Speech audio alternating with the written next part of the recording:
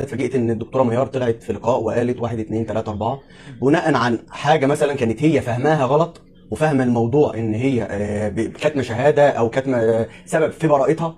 فاول ما انا شفت اللقاء قمت مكلمها على طول مباشره وقلت لها ايه اللي انت عملتيه؟ قالت لي انا كنت عايزه ان انا يعني كحاجه ان انا ببرأ بالظبط ببرأ ان الفنانه وفاء مكي، او عايزه اتعاطف اخلي الناس تتعاطف معاها عشان خاطر ان هي طلعت وقالت انا مش لاقيه اكل ومش لاقيه شغل ومش لاقيه.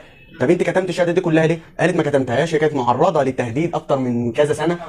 فهل فعلا كانت شهاده الدكتوره ميار كانت هتفرق معاها في مجرى القضيه بعد ما اتحكم عليها بالحبس 10 سنين وبعد كده محكمه النقض نزلت المده ل3 سنوات؟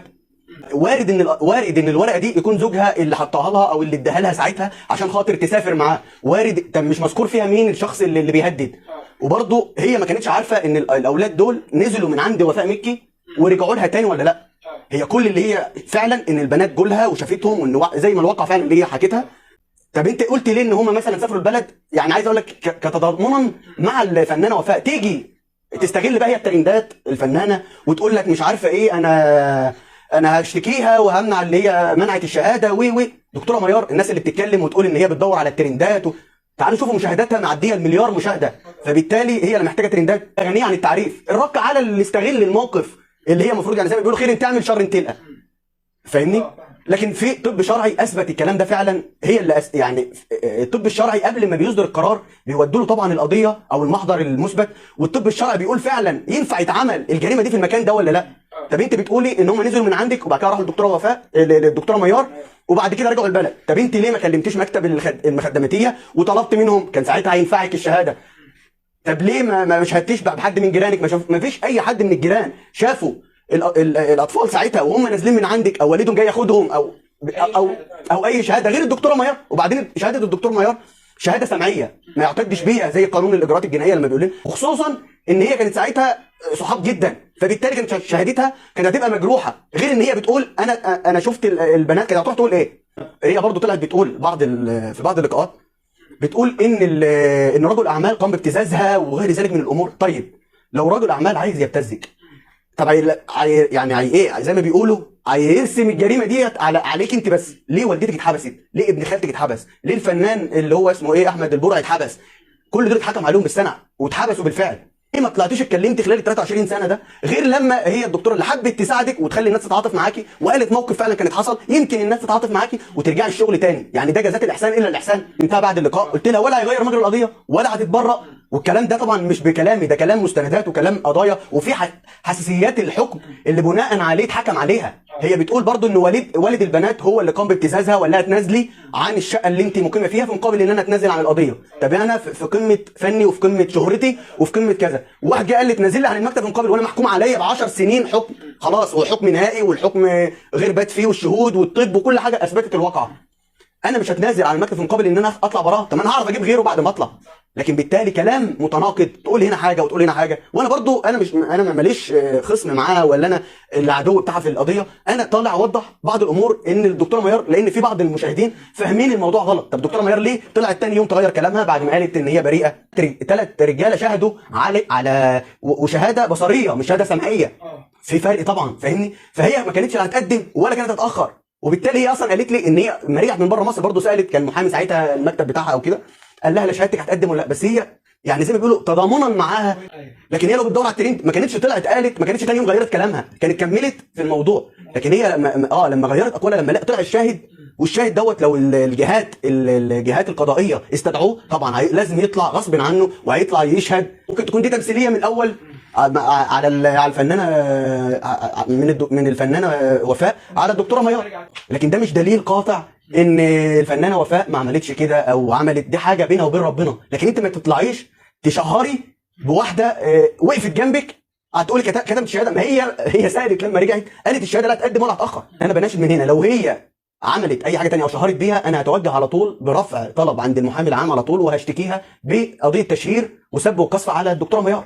لان الدكتوره ميار ولا هي كتبت شهاده ولا هي عرفت اي حاجه غير ان هي سمعت او المخدماتين دول كان عندهم وحصل الموقف اللي قلت لحضرتك عليه. بس ده لغايه دلوقتي تشهير بالدكتوره ميار، ما هي مالهاش حاجه غير كده. واحده وقفت جنبك وواحده يعني اتعاطفت معاكي وعايزاكي تشتغلي، تيجي انت تيجي تقولي لا ده هي اللي وبعدين الفنانه اللي اسمها هند عاكف برضه طلعت تقول الكلام اللي الدكتور. طب ما الدكتوره ميار ما انكرتش الكلام ده، ما هي اللي طلعت قالت ما انتوا بتقولوا ايه؟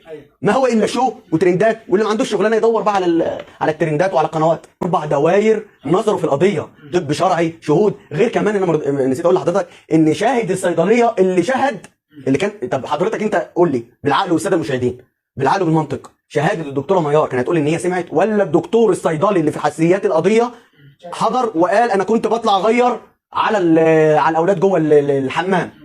ده مذكور في صلب القضيه. حضرتك اهو، انهي شهاده اقوى؟ اللي شاف واللي غير بايده، ولا اللي سمع ان البنات كانوا عندها ونزلوا وما تعرفش هم توجهوا على ايه؟ كلام غير منطقي.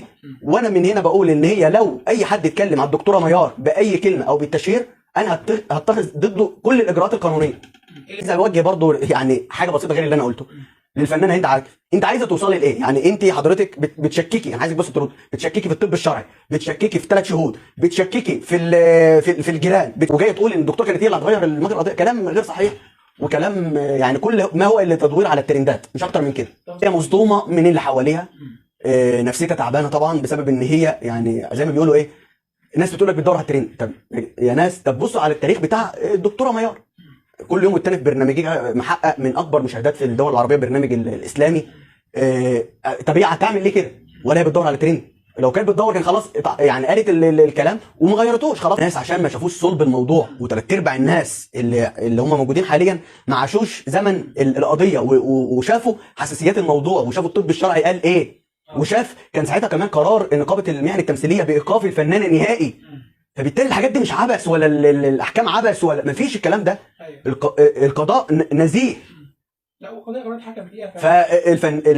الاعلاميه المشهوره ريهام سعيد، هي هم اصدقاء، فطلعت تبلغ رساله عن اكبر برنامج يعتبر في الوطن العربي، طلعت تقول وجهه نظرها، وتقول اللي هي كانت مثلا كانت فاهمه غلط، وكانت متضايقه من موقف او من شهاده كانت هي متخيله كده. هي لو كانت كلمتنا الاول ما كانش حصل كل ده، لكن هي بحسن نيتها، وده عيبها بصراحه، ان هي يعني اللي يعاشرها يشوف اللي في قلبها على لسانها، حتى لو بتخسر اشياء كتير بسبب كده، بس هي ولا بترسم ولا بتخطط ولا بتتعامل بكل تلقائيه فوق ما حضرتك متخيل.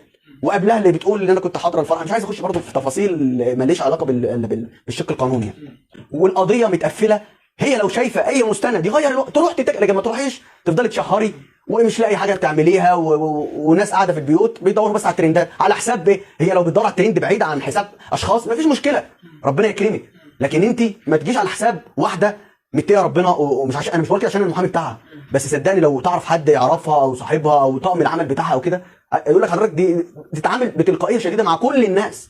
هو ده اللي مخلي الناس طمعانه فيها، ومخلي الناس مفكره ان هي كلامها بتكذب او عايزه تكسب الترند. ما انتوا برضه ما عاشرتوش الشخص او طب بالعقل كده يعني الموقف كله، لو واحد شاف ايوه عايز تفكير، مش مجرد ان الدكتوره غيرت كلامها بسبب ان شاهد عيان شاف البنت وشافها وهي بتتكلم وبتقول ده انا شافها وهي بتضربها، مش اكيد هيطلع بس لو استدعاه الجهات القضائيه. ده من المنطق، لان ده يعني حاجات حساسه برضه في الاعلام وفي الميديا، ان هو مش عايز يشوشرها، بس لو استدعى الامر القضيه مقفوله. هي لو شايفه ان في اي مستند يفتح القضيه ويبرئها، هي برضو يعني معلش زي ما هي قالت نفسها، قالت القضيه اتحكم فيها خلاص، وانا كنت متهمه في القضيه سواء انا عملت او ما عملتش، القضيه مقفوله، لكن هي بتدور ان انا فعلا بريئه. طب ده الناس اللي تقول في شاهد عيان وفي شهاده بتقول ان هم كانوا عندها، والصيدلي اللي بيقول انا كنت بطلع اغير على الجرح بايدي.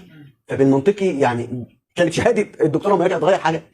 اللي الناس ما تعرفوش، اللي انا برضو اول مره اقوله، ان هي تخفف العقوبه 3 سنين بناء على تغيير اقوال ابو البنات.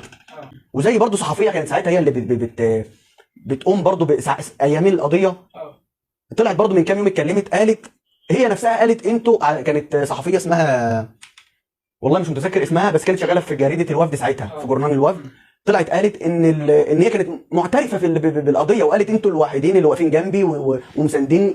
مش يعني الطب الشرعي بيثبت ان الواقعه ديت ينفع تتعمل في المكان ده ولا لا، مره واثنين وثلاثه واربعه، وشهود عيان وشهود بصريه وسمعيه وجيران.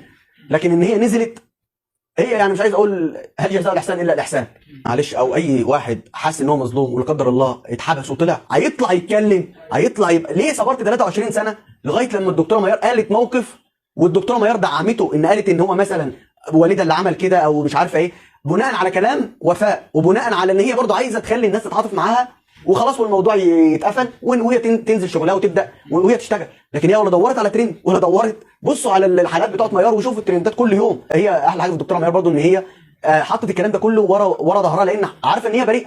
انا شخص عارف ان انا بريء ولا يهمني كلام اي حد، لان انا واثق في كلامي، واثق ان انا نزيه، واثق ان انا لا بدور على شهره، متقي ربنا في شغلي، كل الكلام ده.